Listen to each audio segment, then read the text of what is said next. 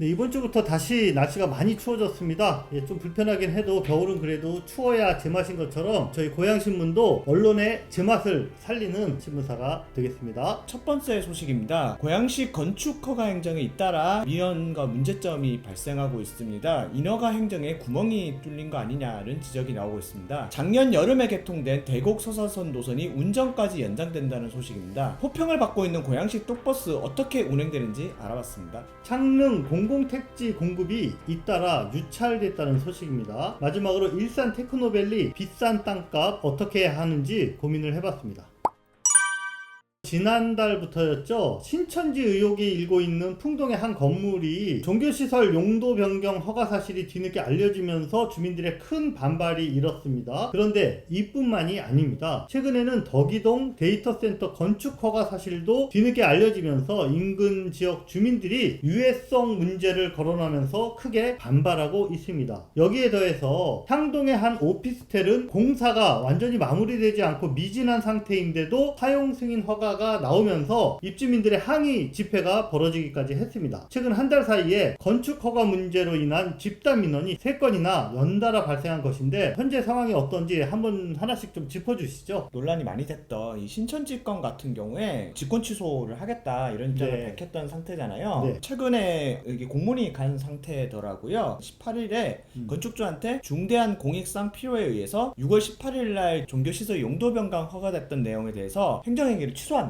네. 이런 내용으로 이제 공문을 발송한 것으로 확인이 됐습니다. 당연히 건축주 입장에서는 이미 허가가 났던 사안을 갑자기 취소 통보를 한 것이기 때문에 네. 이 집행정지에 대한 가처분 신청, 이렇게 행정소송을 걸 가능성이 좀 높다고 지금 보여지고 있고요. 그래서 이 사안은 아마 법정 다툼까지 이뤄지지 않을까 그렇게 예상되고 있습니다. 특히나 이번 건은 명백히 시가 실수로 이렇게 허가를 내준 것이기 때문에 시 입장에서 쉽지 않다 이런 예측도 나오는 것 같은데요. 이도원 시장 같은 경우는 과장 정결 사안이어서 이제 보고받지 못했다, 내용 전혀 몰랐다 이렇게 얘기를 하고 있고요. 담당 과장은 이게 5년 전에 그때 문제가 됐을 당시에 관련 부서에 없었고 그때서 민원 사실을 전혀 몰랐다. 그래서 뭐 이번에 왔는데 일반 종교시설인 줄 알고 뭐 특히나 이번에 심의위원회 뭐 이런 대상도 아니었기 때문에 정결 처리했다, 허가해줬다 이렇게 답변을 했습니다. 건축주 입장에서는 이제 논란을 피하기 위해서 축소해서 심의위원회를 좀 피하는 방식으로 이제 허가 신청한 걸로 보여지는데 그렇게 됐는데 담당 부서에서 이런 것들을 걸러내고 이거를 판단을 하지를 전혀 못했던 거죠. 검토 없이 승인을 내준 거라 가지고 건축 인허가 시스템에 좀 문제가 거론될 수밖에 없는 상황이에요. 왜냐하면은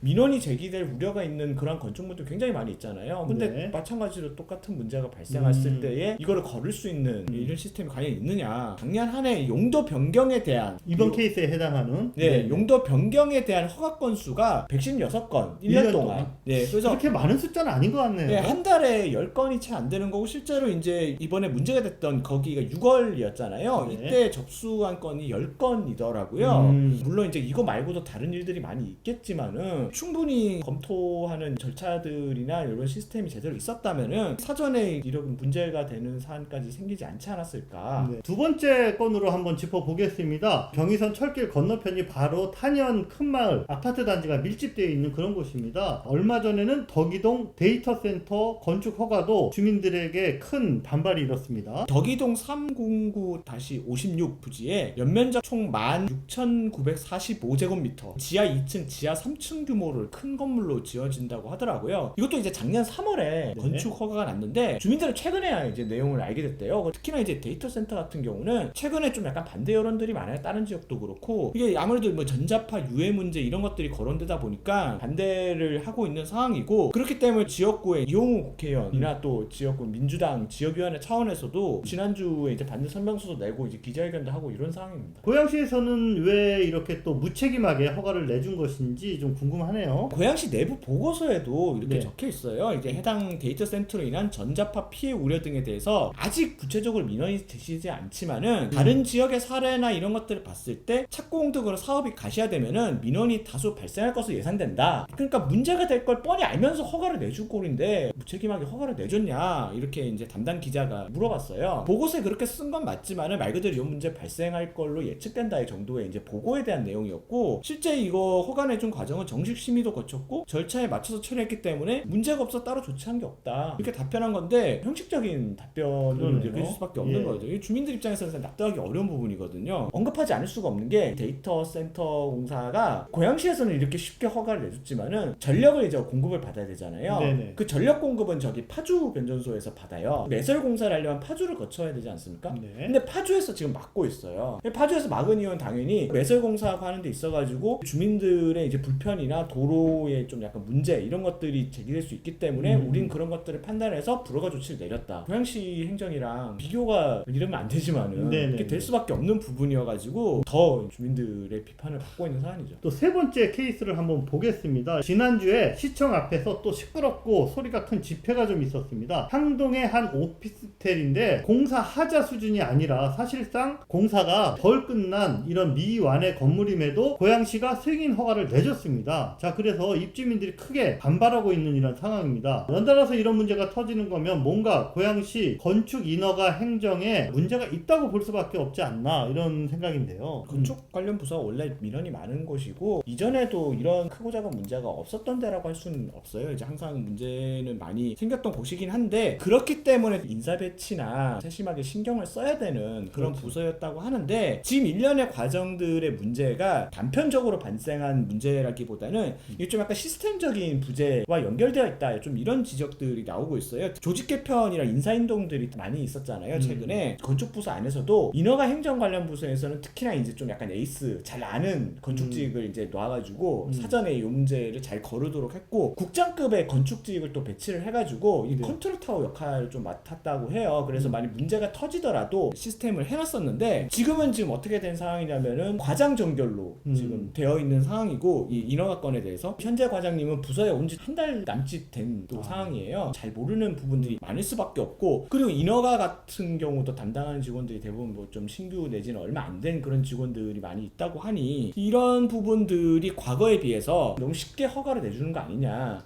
좀 이런 지적들이 많이 나고 있고요. 국장급에서 컨트롤 타워 역할을 맡아야지 이게 좀 대응이 이제 이런 것들 적극 행정할 수 있는 부분인데, 그거를 이제 과장 정결 내버려다 보니까 문제 해결에 소극적으로 나서는 거 아니냐, 이런 지적들도 나오고 있습니다. 비단 건축부서뿐만이 아니라 고양시 행정 전반에 걸쳐서 관료주의 경향이 더 심해졌다, 이런 지적들도 있고요. 책임을 지고 있는 이동환 시장이 해외 일정만 너무 집중할 게 아니라 내부의 이러한 문제점들에 대해 하나하나 꼼꼼하게 총체적인 재점검이 필요하지 않나 생각됩니다.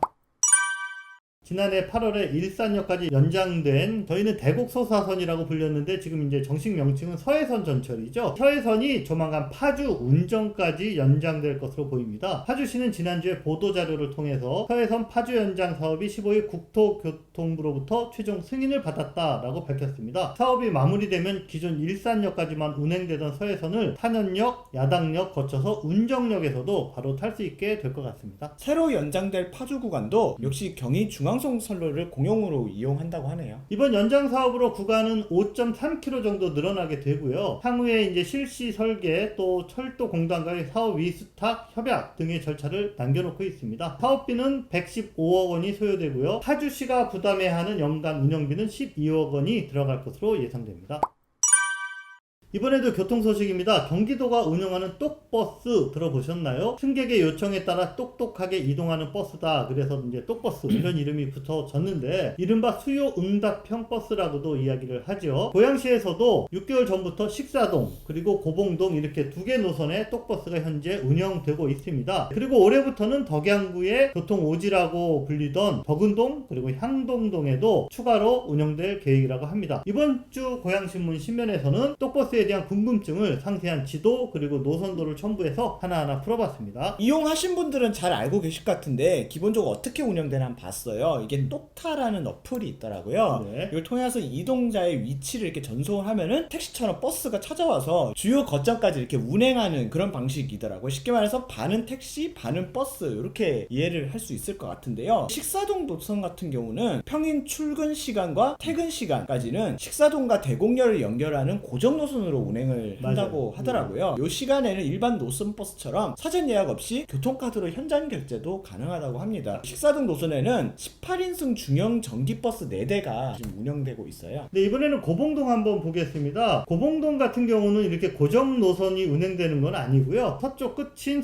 청원 네이처빌, 거기서부터 동쪽 끝인 벽제농협까지 주요 거점들을 중심으로 수요 응답형으로 이렇게 버스가 운행된다고 합니다. 특색이 고령층 인구의 탑승자가 좀 많기 때문에 앱이 아닌 전화 호출로도 버스를 부를 수 있다라고 하네. 고봉동에는 소형 버스 3대가 투입이 되는데 하루에 평균 100명 이상이 이용하는 등 승객들의 수요가 점점 늘어나고 있다라고 합니다. 또 향동 덕은 지역 같은 경우는 이제 새로 생긴 신도시인데 대중교통편이 많이 부족해서 네. 주민들이 불편을 많이 겪고 있잖아요. 이 지역에도 올해 상반기 중으로 똑버스 운행을 시작하기 위해서 현재 운행업체 공모를 준비하고 있다고 합니다. 주요 거점은 한국항공대역, 그리고 디지털 미디어시티역, 서울 강서구 가양역 등이 될 것으로 보입니다. 똑버스 운행이 시민들의 좋은 반응을 얻고 있지만 이게 넘어서야 할 벽도 분명히 있습니다. 바로 버스 업계 그리고 택시 업계의 반발입니다. 실제로 개인 택시 운송조합은 여러 차례 고양시청을 방문해서 항의 시위를 하기도 했습니다. 이게 양측이 좀 지혜롭게 공존할 수 있는 방법을 찾을 수 있을지 좀 지켜봐야 될 것 같습니다. 자세한 내용은 고양신문 기사를 읽어주시기 바랍니다.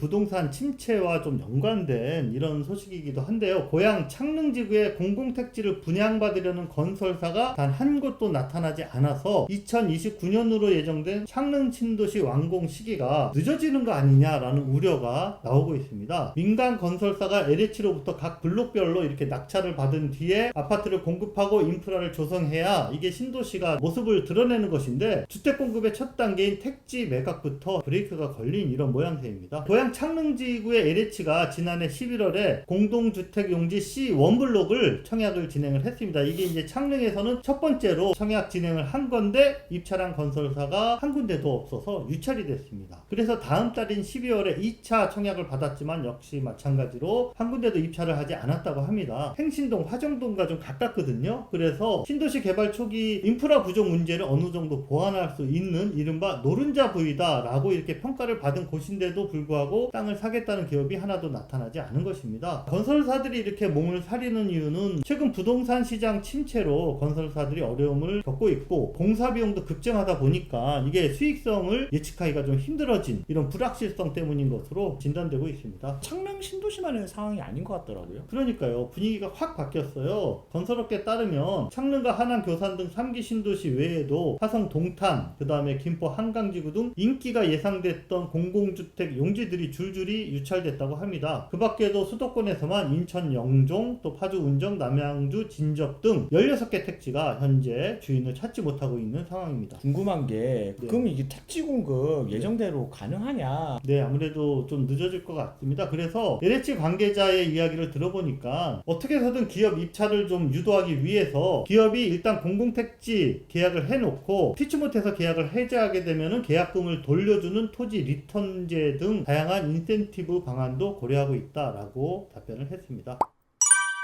자, 이번에는 일산 테크노밸리의 토지 공급 문제도 두 가지 측면에서 짚어봤습니다. 우선 첫 번째는 애초 올해 12월로 발표됐던 토지 공급이 좀 늦어져서 내년으로 넘어가지 않을까 이런 예상이 나오고 있습니다. 현재 공정으로 봐서 아무래도 12월 토지 공급이 어렵다라고 판단을 하고 있는 것으로 알려졌습니다. 두 번째 문제점은 분양 시점이 조금 한두 달 늦어지더라도 토지가 잘 팔려서 많은 기업이 들어오기만 하면 참 좋을 텐데 토지 공급 가격도 경기도의 다른 산업단지에 비해서 이게 매우 비싸게 형성될 것이라서 기업 유치에 난항이 예상된다라는 점입니다. 어느 정도길래 이렇게 난항을 겪고 있는 거죠? 지금 현재로서는 일산 테크노밸리의 토지 공급 가격은 조성 원가로 계산했을 때 평당 650만원, 그리고 조성 원가가 아닌 일반 분양인 경우에는 약 800만원 정도의 가격이 예상됩니다. 이게 아무래도 사업비 증가로 인해서 평당 분양 가격이 이렇게 상승을 한 것입니다. 다른 지역의 산업단지들과 한번 가격을 비교를 해보겠습니다. 있습니다. 평택 브레인시티 일반 산업단지는 평당 335만원, 또 용인 테크노밸리 일반 산업단지는 평당 239만원, 의왕 테크노파크 산업시설 용지는 평당 497만원으로 나오고 있습니다. 일산 테크노밸리보다 월등히 이런 싼 가격을 저희가 확인할 수 있었습니다. 비교해보니까 일산 테크노밸리 가격 경쟁력이 남부 지역 비해 가지고 너무 낮은 것 같은데 뭔가 좀 해법이 있어야 되지 않나요? 다른 지역들이 상대적으로 저렴한 거는 국가 첨단 전략산업 특화단지로 지정이 됐기 때문에 조성 원가로 이렇게 공급한 가격이거든요. 그래서 고양시 같은 경우도 국가 첨단 전략산업 특화단지가 되면 그래도 어느 정도는 가격 격차를 조금 줄일 수 있다라는 지금 그런 계획입니다. 어떻게 해서든지 국가 첨단 산업단지 지정에 올인을 해야 되는 그런 상황입니다. 첨단 산업단지가 되면은 또한 각종 세제 혜택, 또 인허가 신속 처리, 인프라 지원, 예비 타당성 조사 면제 등의 혜택도 받을 수 있기 때문입니다. 국가 첨단 산업단지 지정이 중요하다고 말씀하셨는데 뭐 그걸 위한 구체적인 방향이 있을까요? 네, 많이 들어보셨겠지만 고양시의 키워드는 바이오 산업입니다. 고양시는 바이오 산업 거점 지역으로 육성하기 위해서 일산 테크노밸리 중에 약 20만 평을 국가 첨단 전략산업 특화단지로 신청할 예정이다라고 이렇게 계획을 세우고 있습니다. 바이오 분야 국가 첨단 전략산업 특화단지 공모 마감일은 다음 달, 그러니까 2월 29일입니다. 하지만 이 과정도 그렇게 만만치는 않습니다. 왜냐하면 현재 경기도 내에서만 파주, 김포, 시흥, 수원, 성남, 화성, 연천 등 이 많은 도시들이 저마다 바이오 클러스터 구축을 위한 관련 기업과 병원 유치에 힘을 쏟고 있는 그런 상황이기 때문입니다. 고양시는 이들 지자체와 지금 경쟁을 벌여서 이겨야 되는 그런 상황입니다. 어쨌든 준비를 잘 해서 국가 첨단 산업 특화단지 선정이라는 관문을 고양시가 꼭 통과하기를 기대해야 할 것 같습니다.